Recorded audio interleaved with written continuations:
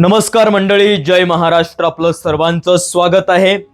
राज्याच्या पहिल्या महिला उपमुख्यमंत्री म्हणून सुनेत्रा पवारांनी शपथ घेतली, पण ती जागा होती अजितदादा पवारांची.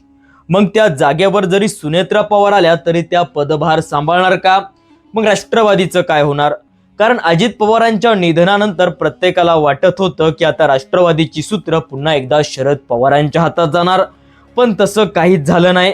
आणि अजित पवारांच्या निधनानंतर राष्ट्रवादीची सूत्र सुनेत्रा पवारांनी स्वतः हातात घेतात आणि निधनाच्या तिसऱ्या चौथ्या दिवशी त्यांनी स्वतः उपमुख्यमंत्री पदाची शपथ घेतली. प्रत्येकाला वाटलं की दुःख सावरून सुनेत्रा पवार आता राजकारणात ऍक्टिव्ह झाल्या, पण त्यामागे कुठंतरी सुनील तटकरे यांचं नाव समोर येत गेलं, कारण पक्षाची धुरा आता त्यांच्या हातात जाणार.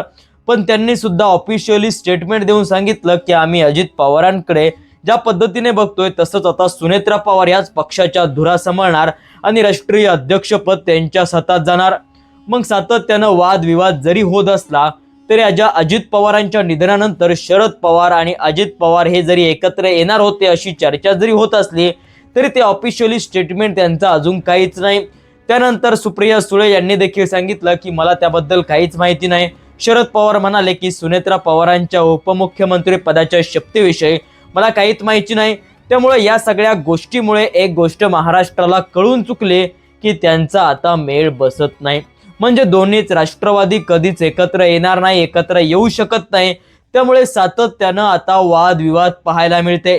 मित्रांनो, तुम्हाला काय वाटतंय? महाराष्ट्राच्या राजकारणात ज्या पद्धतीचं राजकारण सध्या सुरू आहे, देवेंद्र फडणवीसांनी ज्या पद्धतीच्या चाली खेळल्या, कमेंटमध्ये नक्की लिहा. अशाच अपडेटसाठी आणि माहितीपूर्ण व्हिडिओसाठी आपल्या चॅनलला सबस्क्राईब करा. धन्यवाद. जय महाराष्ट्र.